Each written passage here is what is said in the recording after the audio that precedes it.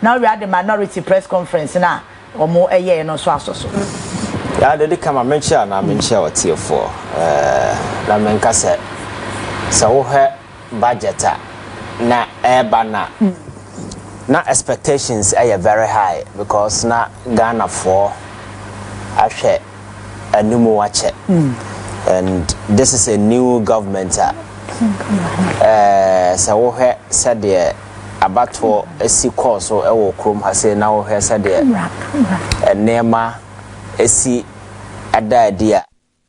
Clearly, you realize now I'm for any that so things will happen. Yeah. And at the back of that, and now I'm for a share budget by that is the biggest statement buying a day bar.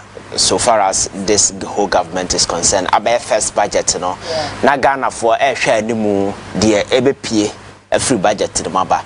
Proud to that, and don't forget, Abrana campaign time no course no promises be brave, of course, so Chroma say, and you about this betting a whole brouhaha, creating a whole lot of conversation in this country. Na nipa be brave share ni mu say aban say obey betting taxes and several other taxes in everywhere. The revenue whole na EBP, how are they going to plug some of these things? Now a lot of conversation now among for heard mu chroma say and ebeda didn't know budget in the Bible. I think say all those concerns have been addressed and Yababe drew a pointer e-levy, betting tax, emission tax, COVID tax and several other taxes ye can't want some say any hobium and all her kwanya fast what I see that is one thing I think say about government abaso the way a manner homo fast because what now you clearly you see says deep thought be went into this whole thing because it's not as if government who new revenue source be a plug it in but just a matter of just uncapping and realigning resources are for instance a bit to say free SHS. The major concern has always been a guarantee, not source of funding, but a guaranteed and assured source of funding. No, you will not have to do we say papa but this is a guaranteed source of funding. But I think the way they did it in the next 10 years, you will be assured say now the free SHS has an assured and a guaranteed source of funding, and that has to do with uncapping a get fund. The get fund, over the years, my culture said you could see come apart from say a cap, capacity that could go central pool in the end. Sikanu Hunyans are the more so uncapping the get fund alone, our government the action bond we na net that's no abaya absorb that particular debt where you free and I was say uncap it the uncapping will bring 4.1 billion you need 3.5 to pay for free SHS so there is extra cash those who pay for free tertiary for nipa with your friends saying disability and as forth. You see, this is a smart way of doing things. I think it's one of the things I give you that particular way in the next 4, 5 years or 10 years. We know that the free SHS has a certain guaranteed source of funding. We will not have to, do anything. Be stress and several other. So, for instance, with this betting tax and as far as can once a being. So another strategy that was employed in addressing this particular challenge. For me, I think that is the best because with this Revenue Administration Act at the same government at the core, AFS in Parliament in 2016, and Sana buying will be free, and now all seeking to put 6% of all revenue in a friend saying. GRA that your friends tax reserve account service amount for our multi tax in excess and as a form for the past 8 years it is money generating over 26 billion I'm told just 43% per and we use to pay to do tax refund the rest of the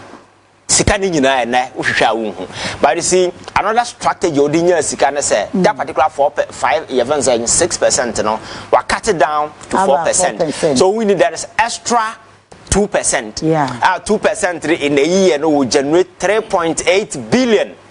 That 3.8 billion no cover both e-levy and the betting tax. Because betting tax, you know, the first time now we're introducing August 2023 and it generated 53.1, I think it's a million. Yeah. The following year, which is 2024, was around I think 147 in the budget, you know.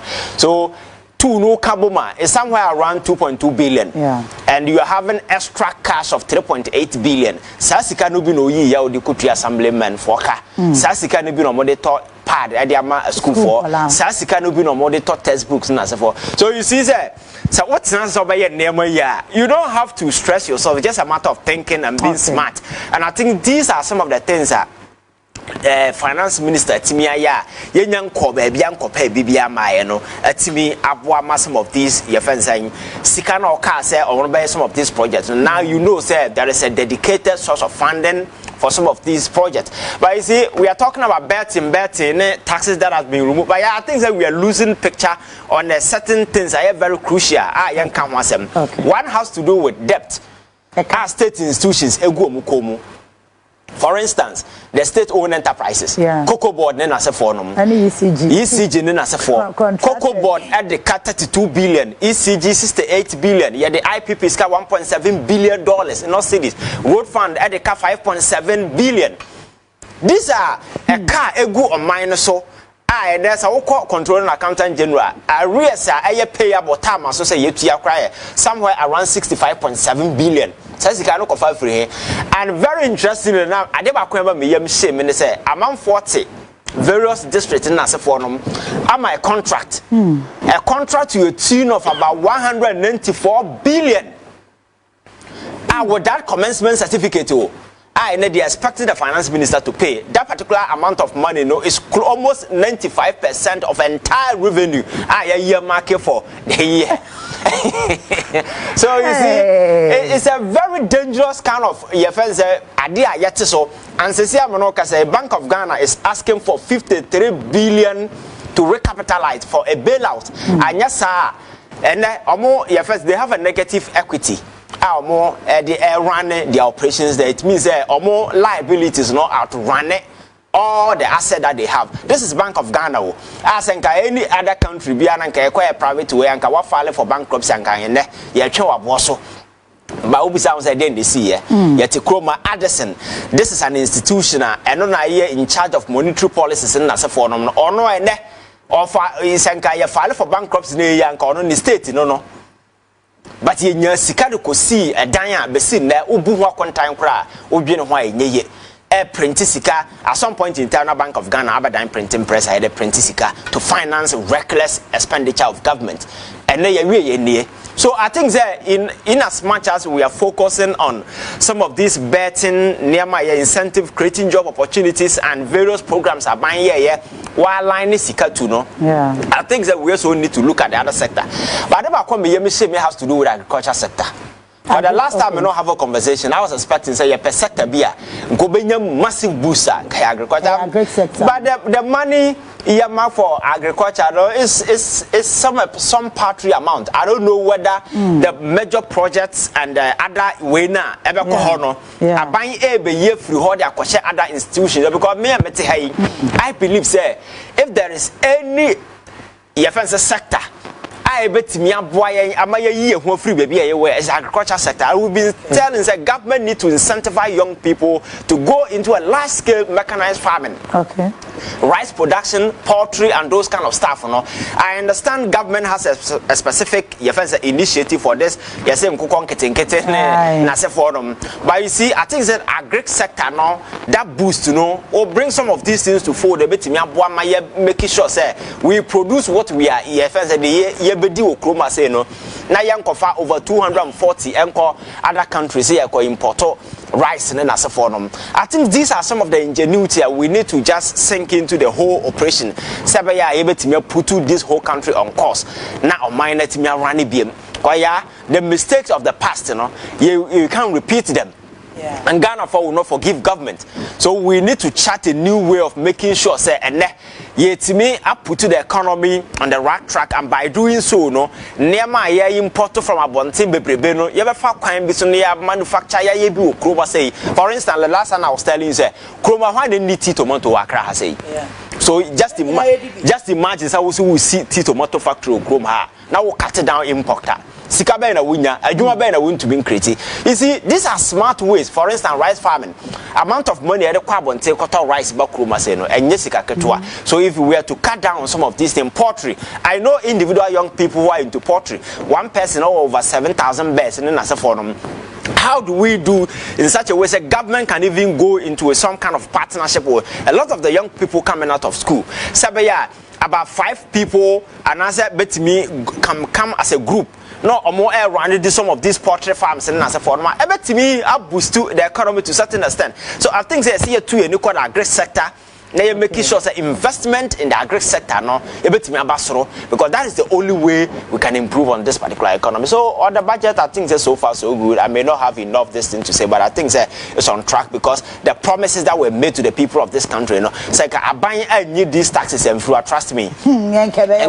Because all canons now what they were going to do. So I think I buying crossing on how much more the average and the ordinary Ghanaian.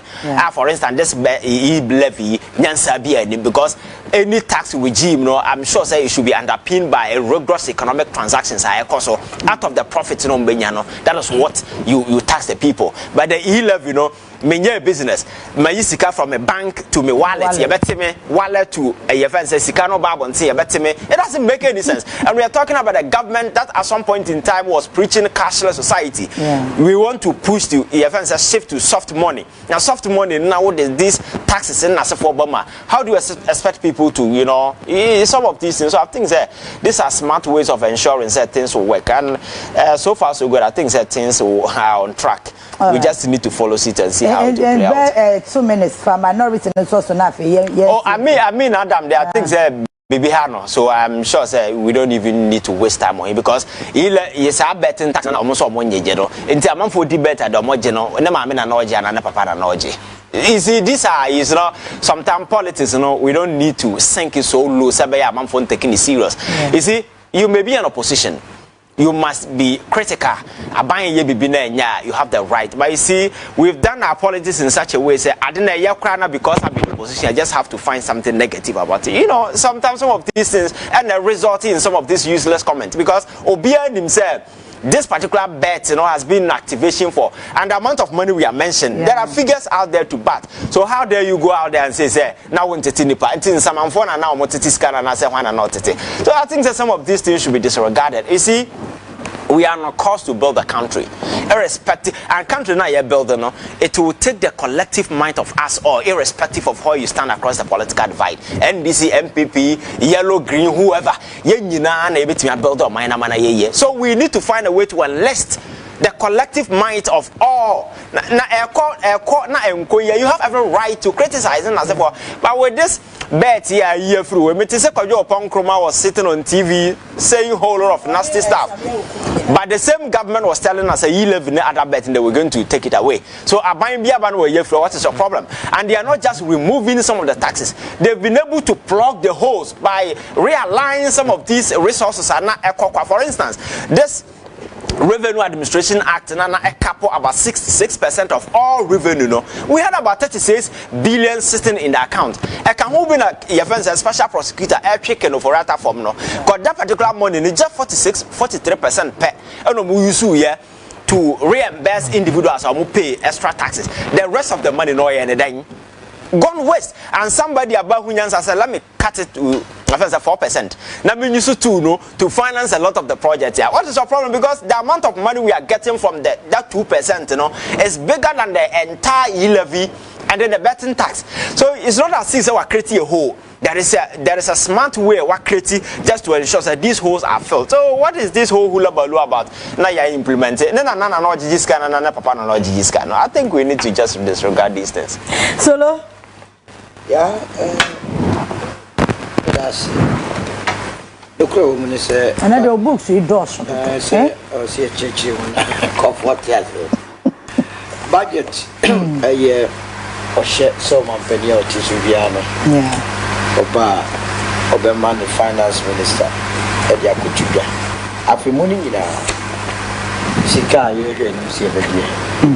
And you might be and one finance minister watch us I fear women. Yeah. Nyame adom na senkofo adwuma koso mudidi oye mutua ya afini na yebenya 223 yeah 223 ana yehwe anim si bedi 269 billion deficit 43 million se Ghana ni ya de tunu kotobo ti sa 43 billion the question is yebenya no ye kwa ko la sula da se ye kogina. Now, say, Dipa na Juma and Kosune, nya 23 billion. It means our CSR quadri to do an deficit required to be free. 43. And it years, you say, you pay Chase Candy here, Abia Crana, your one. Yeah. And then a ma, whom he has a gun and Ibiano, also born model. Now, your boy gun and Ibia, you must on the cost. Ultimate at all. Timmy, Abambia about Gugana for you, and as I want to, I'm a moise. As a Nina saw the Giomani in Ghana for Nanga. Yeah. Or my Yeska, Omunjato, would be to PSUN, would be Vati, would be to be, would be to issue Chianto. A Babia so, I do media, Yashan in Sana. Constitution were beautiful. Now, the Paboniti Nayani to me, and the Loda Court, Article 36. Via Utibiano. Mosori Amukotana MPs in ministers fear Palmochon. You don't have to do that. The state shall take all necessary action to ensure that the national economy is managed in such a way and manner as to maximize the rate of economic development and to secure the maximum welfare, freedom, and happiness. And happiness. And it count every person in Ghana. Okay. And to provide adequate means of livelihood. And into my penny mamma or two, no. Maybe so I'm many years. You look as an energy. Hey, who are you? I was so many. Now, Obama Meniagia, a Gina budget to Noah. Why? Okay. And the better said, anybody and I said, and empty budget, you know. Now, it has a Mosidia. Restarting the economy for the Ghana we want. Ghana ben yepe. Ghana yepe ne se beda sorry ye betim ye yensu na ababo bobo. Adenta futi. Omo etim yam yensu manyina no. Ansa na ne beji no pese nsu enfan tap. Ade Ghana ne yepe se ya kwan nyina eye papa. Ghana ben yepe Ghana obebuni wie school a oyoba onkoton no ho ema be ma bi ansa na wanya adwuma. Oye bema obenanti saa di sokutwa bet enya Ghana yepe no Ghana yepe ne se enyoma bo ewofo edanka so edan asade edan no ene bi di bo nyo no edan we ti sadaka obi anamana kwaso ni di o ka bi di video tu kanda da edan bo mangofo dwani free yenkropon Ghana yepe ne se edan bo ebekofo Ghana ye penese ohia so beti ohia eso beti na Ghana ye sa pe kura etwa ye zeni kura de etwa ma wo twa mensunu me ne Ghana galamse enimu a ye say yensas eno tina de na ye hwe enimu se budget ni nhihye de ba beboa ya no eno ana makeka tru finance minister chenado Amen Kase Abano Etunia Chili said, unlike previously, so Osheboa also this one. Omami to some person with the bona almost share your campaign. They can't say because in some now finance ways at the kind. Again, this say, I did a budget not to me. Yeah. And I did 2 crown was Kana my view how to me. Such as no correct. Go budget estimates. Yeah. Was about a came no any estimate for the year's GDP, no more target 3.1. Yeah. But if we no money 5.7. So yeah. They do also a normal deficit almost so many 4.2. Then you could be 7.9. Into a budget to what can I know just Saturday. Yeah, but underpinning every budget here. Idea economic for the kind of say all things being equal, yes, is behind the pedal.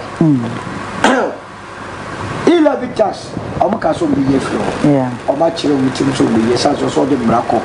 They sacred ye flow. Betting tax, Omachiro be ye flow, almost a book. Yeah. Anna almost be ye flow. I had the pastor was a bona with this. Corporate tax, Omunian flow. Compound calculation of VAT, Omunian flow. And we see a continual task, a task force. As our task force, we disagree on some confinement for another. Okay. I'm on phone for you, Kumaya, in between Indian into Metrea, I did 1 to a free show. The end is a boy. Okay. Now, various allocations now on the core ministries. To say free SHS, education, free SHS 3.5. Yeah. Say financiers are more financial political parties. Say, Manko, you mean. Na mu jamu mampeni etumi ejina ne naso na wakase aduane a yede ma free SHS for no yenko kra mu mfira ma no ne mum local farmers ne beto afiri wo mo a o man be kono. Okay. Textbooks are most model about 570 million kwa print no ye kire he ya new town go for machines wa o makọ kraba enye bibia na mfaso bumu ntino ye ko China akofa ye ko India akofa new town for no ho. Okay. Men am this kama ka party no njino chenchira yan ko fanfra ma no edu na ma ye sika no ye sidi no na ho de nye dey enyina so mo cheche ma o nkakra kra nya ni baba kram dia ma no okokuma ase asafo ni ayi obi printing presses bibre wo takora de ba bia bi obi yan cheche ma nso obi aso obi anya bi no mo ya o be ba nyuma ma fa nipa o de ko China ni India o ma wo no mu nyuma o today bit me aye wo Ghana ha na ye nya wo ha na ye mo mai mo nyum. Okay. So yes. Yeah. Eno ntime no eno ne ade a be so nkwa. Any all the other sectors no. E bi esika ko bia mo nhwe se Ghana fo no ene be ye djuma no. Djuma de ye no anko ade a mo ma Ghana ni ye de. Onye. Eto studio. 24-hour economy ne bia almost ye trash it. Na e wo se omo money breso. It's answer a major campaign policy. So more to Ashada. Budget also more policy. Policy implementation. You to Ashada. Okay. And to share that. I mean, yes, sure, says I'm a solo. To share. Oh, can you to Ashada? They are not saying, yeah, Maso. No, Maso, budget, you have one of the policy. Yeah, to Ashada. Sabi na chika sana na yawo ye joka twi mi katwi ye kase ye tuade asheda e betwa se chira no de ba die tu asheda ano de wa moso ti me kai wo mo se kai no wo tu sheda na se wo fi se ye nye wura fi se mo me no ya adwe onyere no ho na o famra ade bi ti se and Ivan Kyei e so dangerous ma o mai se tonaton e de ye kotokoko e wa koton ya boka se ko body kata 2 billion e ye den ya sa de ntutu aso ana ya wi ye sika gofo titi asisi amronsa sika ntomens ya aka ama mo maka kire ye niam se omo ye smart mo ba ya ora ama ye di mo tete ho ana ken wura tati America wo si national security wo si wo bia e na bi kase me kro nya ba be su me me so ready to meet you.